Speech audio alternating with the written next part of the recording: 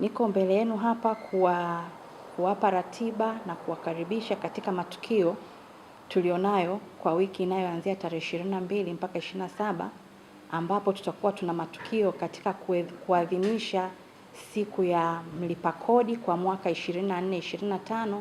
na pia kuadhimisha miaka 30 ya TRA.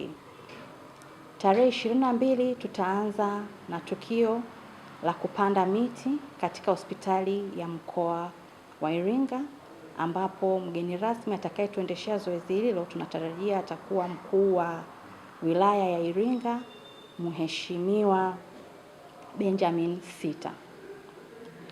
Tarehe 24 na tarehe 26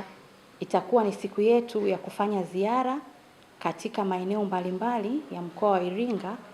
kuwashukuru walipa kodi kwa ulipaji kodi wao wa hiari na kuchangia katika maendeleo ya taifa kwa mwaka uliopita. Siku ya tarehe 23 tutakuwa na jukwaa la wadau, ambao wadau hao watakuwa ni wafanyabiashara, viongozi wa dini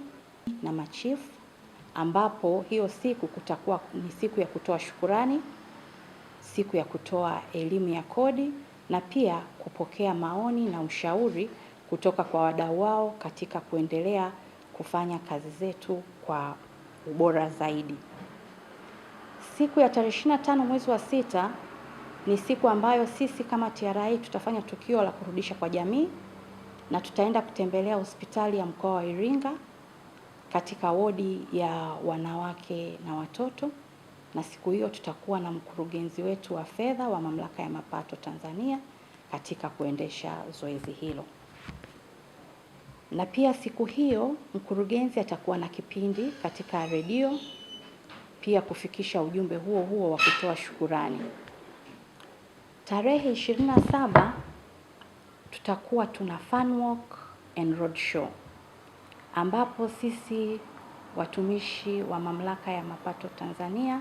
mkoa wa Iringa kwa kushirikiana na wafanyabiashara na wadau wengine tutafanya matembezi. Matembezi hayo lengo lake itakuwa ni kutoa shukurani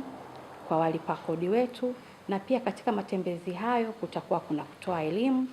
na tunatarajia siku hiyo mgeni wetu rasmi atakuwa mkuu wa mkoa wa Iringa, Mheshimiwa Harry James, na hapo tutakuwa tumemaliza matukio katika wiki hiyo